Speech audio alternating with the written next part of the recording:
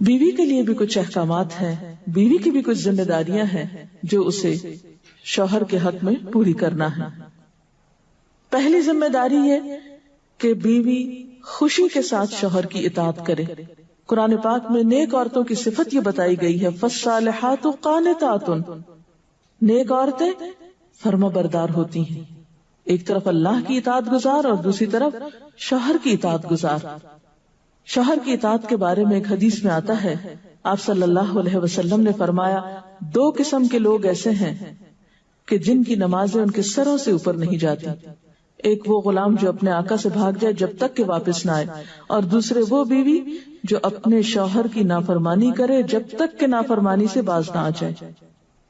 یہاں تک حکم ہے کہ بیوی شوہر کے معاملے میں کسی دوسرے کی بات نہ مانے، یعنی شادی کے بعد ایک عورت جب شوہر کے گھر چلی جاتی ہے تو پھر شوہر کا حق سب سے بڑا ہو جاتا ہے۔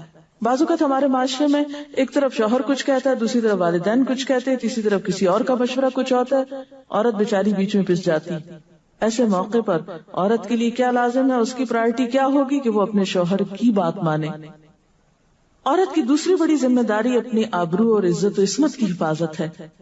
عورت کوئی ایسا کام نہ کرے جس سے اس کی عفت و عصمت پر کچھ حرف پائے۔ ازدواجی زندگی کی خوشی کا راز باہم ایک دوسرے پر اعتماد ہے۔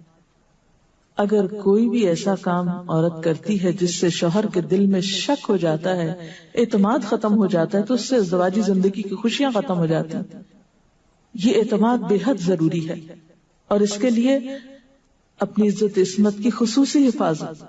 نبی صلی اللہ علیہ وسلم نے فرمایا، عورت جب 5 وقت کی نماز پڑھے، اپنی آبرو کی حفاظت کرے، اپنے شوہر کی فرما بردار رہے، تو وہ جنت کے جس دروازے سے چاہے داخل ہو جائے۔ اسی لیے شوہر کی اجازت اور مرضی کے بغیر گھر سے بھی نہیں نکلنا چاہیے۔ حضرت معاذ بن جبل کہتے ہیں کہ نبی صلی اللہ علیہ وسلم نے فرمایا، خدا پر ایمان رکھنے والی عورت کے لیے جائز نہیں کہ وہ اپنے شوہر کے گھر میں کسی ایسے کو آنے دے جس کا آنا شوہر کو پسند نہ ہو، اور وہ ایسی صورت میں گھر سے نکلے جب اس کا نکلنا شوہر کو پسند نہ ہو۔ اطاعت کے علاوہ شوہر کو خوش رکھنا یہ بھی بے حد ضروری ہے۔ نبی صلی اللہ علیہ وسلم نے فرمایا، جس عورت نے اس حال میں انتقال کیا کہ اس کا شوہر اس سے خوش تھا تو وہ جنت میں داخل ہوگی۔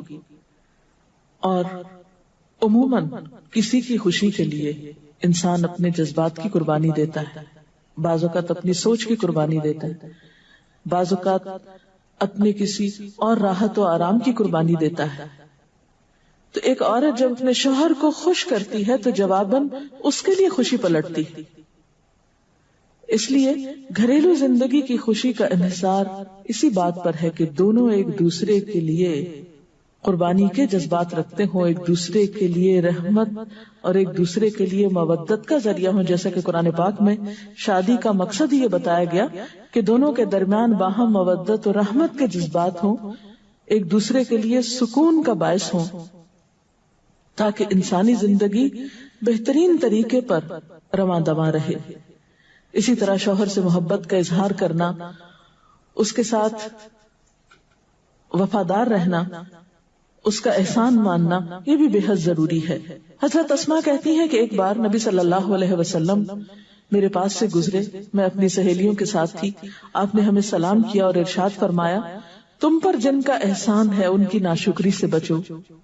تم میں سے ایک اپنے ماں باپ کے گھر کافی دنوں تک بن بیاہی بیٹھی رہتی ہے، پھر اللہ تعالیٰ اس کو شوہر عطا کرتا ہے، اولاد دیتا ہے، اور ان سارے احسانات کے باوجود اگر کبھی کسی بات پہ شوہر سے ناراض ہوتی ہے تو کہہ اٹھتی ہے، میں نے تو کبھی تمہاری طرف سے کوئی بھلائی دیکھی ہی نہیں۔ یہ جملہ ناشکری کا جملہ ہے جو عورت کو نہیں بولنا چاہیے۔ قیامت کے دن اللہ تعالیٰ اس عورت کی طرف نظر رحمت اٹھا کر نہیں دیکھے گا جو شوہر کی ناشکری ہوگی۔ اور آخری بات یہ کہ عورت کے اوپر لازم ہے کہ وہ اپنے گھر بار، مال و اسباب اور اپنی ذمہ داریوں میں شوہر کی مددگار رہے، شوہر کی وفادار رہے۔ آپ صلی اللہ علیہ وسلم نے فرمایا، قریش کی عورتیں کتنی اچھی عورتیں ہیں جو بچوں پہ بہت مہربان اور شوہر کے گھر بار کی حفاظت کرنے والی ہیں۔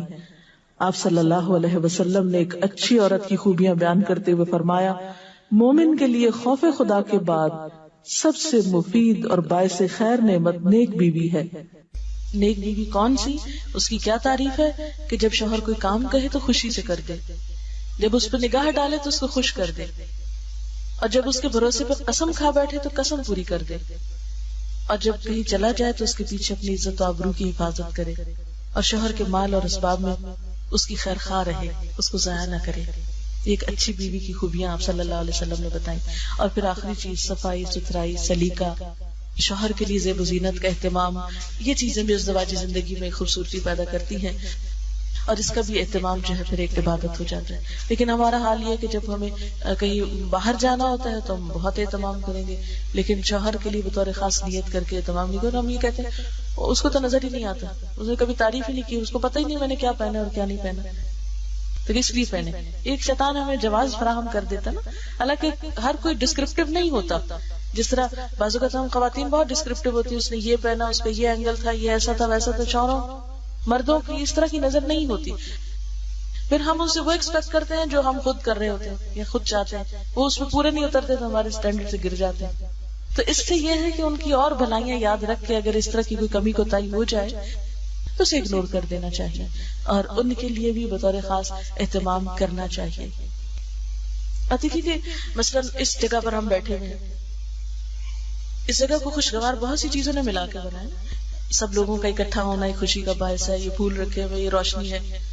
اب ہم ایک ایک چیز گن تو نہیں سکتے، لیکن اوور آل ہر چیز کا اپنا ایک ایفیکٹ ہے، اور ہر چیز کا اپنا ایک اثر ہے۔ تو اسی طرح شوہر اور بیوی کے تعلقات میں بہت ساری چیزیں ایسی ہوتی جو ہم کو نظر نہیں آ رہی ہوتی، جو سامنے اس کا اثر نہیں ہوتا مگر وہ بیک گراؤنڈ پہ ہوتی ہیں، مگر ہم ان کو کبھی بھی نہیں سامنے لاتے اور کبھی بھی ان کا ذکر نہیں کرتے۔ تو ہمیں ان معاملات میں تھوڑی کوشش کر کے کچھ احسانات کا کبھی زبان سے اگر بول دیں گے تو اس سے کچھ کمی نہیں ہوتی، لیکن دوسرے کا دل جیتا جاتا ہے، اور دوسرے کا دل خوش کرنا تو بہت بڑی عبادت ہے، اور اس کا آغاز اگر گھر سے ہو تو اور اچھا ہے، کیونکہ گھر والوں کو خوشیاں دینے سے خود خوشیاں اپنے آپ پہ پلٹتی، دے کر زیادہ ملتی ہیں، لیتے وہی ہیں جو دینا جانتے ہیں۔ تو اللہ تعالیٰ ہمیں عمل کی توفیق عطا فرمائے۔